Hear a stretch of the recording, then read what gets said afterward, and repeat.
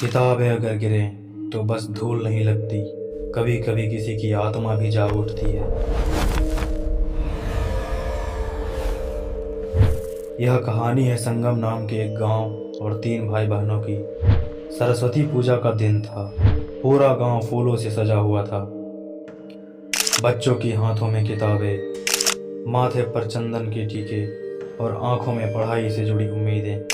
उसी गांव में रहते थे तीन भाई बहन, आर्यन, अमन और उनकी बहन काजल। ये तीनों 12वीं कक्षा में पढ़ाई करते थे। सरस्वती पूजा की शाम ये तीनों मंदिर से माँ सरस्वती की पूजा कर घर वापस लौट रहे थे। घर जाने के रास्ते में एक पुरानी सुनसान नदी पड़ती थी।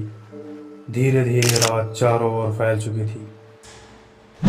काजल के हाथों में पूजा की किताब थी। तभी अचानक की आवाज के साथ काजल के हाथों से किताब नदी के किनारे गीली मिट्टी पर गिर गई। काजल ने किताब उठाकर साफ करने तक को नहीं सोचा। आर्यन बोला, छोड़, बाद में साफ कर लेंगे। काजल ने बिना सही से देखी किताब उठाई थी। उसे यह एहसास भी नहीं था कि किताब के पन्नों पर काली स्याही फैल चुकी है। और उसी पल नदी की ठंडी हवा में एक फुसफुसाती सी आवाज आई, तीनों भाई बहन घर लौट आए। काजल ने वही किताब अपने कमरे में रख दी। उसे नहीं पता था कि उसकी किताब अब उसकी नहीं रही, किसी और की हो चुकी है। नदी के सामने किताब को गिराकर काजल ने पहले ही एक गलती कर दी थी, पर रात में जो काजल ने गलती की वह उसकी सबसे बड़ी गलती थी। जब रात को काजल किताब पढ़ने बैठी तो सवालों को देखकर वह गुस्से से झुंझला गई और गुस्से में उसने एक पुरानी किताब जमीन पर फेंक दी। किताब जमीन पर गिरते ही खुल गई।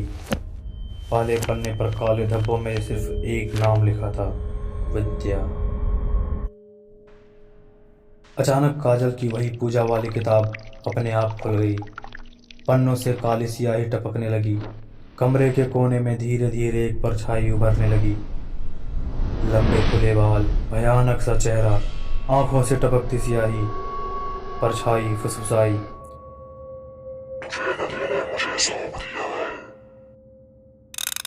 और अगले ही पल उसने काजल का हाथ पकड़ लिया। काजल जोर से चीखी, भैया बचाओ। आर्यन और अमन भागते हुए कमरे में पहुंचे। चुड़ैल ने गुस्से से गुर्राते हुए कहा, किताब गिरी थी और इसकी जान गिरेगी। आर्यन ने गिरी किताब को उठाकर सीने से लगा लिया और कहा, माफ कर दो, हमने ज्ञान का अपमान किया। चुड़ैल की पकड़ धीरे धीरे ढीली पड़ गई। काजल जमीन पर गिर पड़ी और अगले ही पल चुड़ैल काली स्याही में बदलकर किताब में समा गई। अगली सुबह तीनों भाई बहन डरे हुए से गांव की सबसे बूढ़ी दादी के पास पहुंचे और दादी से किताब में लिखे नाम और नदी के बारे में पूछा। दादी ने उन्हें बताया कि विद्या गांव की एक शिक्षिका थी। वह सभी बच्चों को पढ़ाती थी, पर उस पर आरोप लगाया गया कि वह बच्चों पर काला जादू करती है और इस आरोप के कारण उसे बांधकर नदी में छोड़ दिया गया था।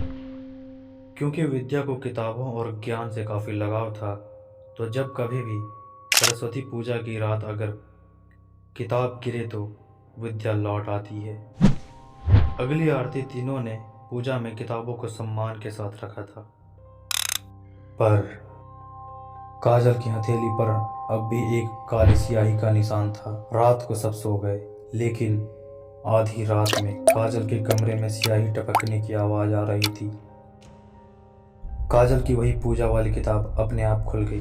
पहले पन्ने पर लिखा विद्या का नाम अब और भी गहरा हो चुका था और उसी नाम के नीचे एक पंक्ति उभर आई, आज छोड़ दिया क्योंकि माफी मांगी थी, लेकिन जिसने किताब गिराई उसे मैं नहीं भूलती। अचानक काजल की हथेली पर का निशान हल्का जलन देने लगा।